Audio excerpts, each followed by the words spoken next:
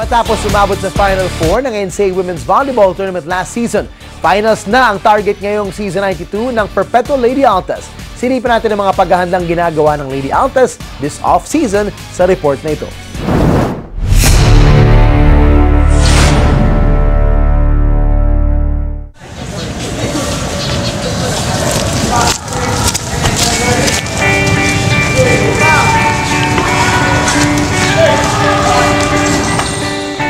Mula Nueva Vizcaya, dinala ng volleyball sa Las Piñas ang 20-year-old spiker na si Jamela Suya. Volleyball po naging sports ko kasi gusto ko po ito. Third year high school po, naglaro lang po ako ng volleyball sa intrams. Then tuloy-tuloy na po naging regional, kabraan, tapos naging palaro na po hanggang napunta po dito. Tapos simula po noon, mas lalo ko pong nagustuhan. Maganda pala po. Ito rin ang sport na nakapagbigay sa kanya ng oportunidad na makapag-aral sa Maynila. Kaya't sinusuklian niya ito ng sipag sa training at dedikasyon sa paglalaro.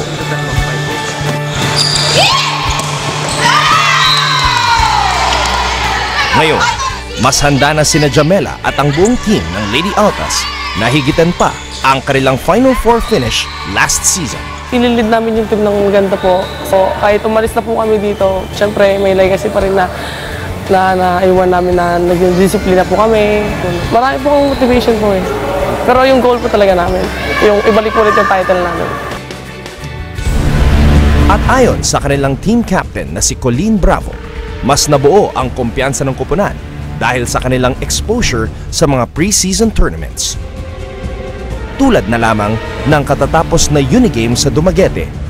Team namin ngayon sobrang laki ng in-improve for me and yun din naman yung sinasabi ni Coach Sam, pati ibang coaching staff namin. Sobrang laki ng in-improve namin dahil nga siguro sa mga exposure din na sinalihan namin. Din talaga nagpursige kami sa training namin kasi yung mga leagues na sinalihan namin na kahit puro talo kami, alam naman namin may magandang matutulong yun sa amin na mas pwede pa namin i-improve yung skills namin and as a team. Strength of Perpetual, people behind us, support us, and of course the heart and the exposure we have. Pinatindi rin ng Perpetual ang kanilang opensa at depensa, kaya't handa na silang baguhin ang kanilang kapalaran dito sa Season 92 ng NCAA Women's Volleyball Tournament. As a one team, hindi lang teammates yung turingan ng bawat isa sa amin, magkakapatid, magkakapamilya. Parang dahil doon kami nabuo.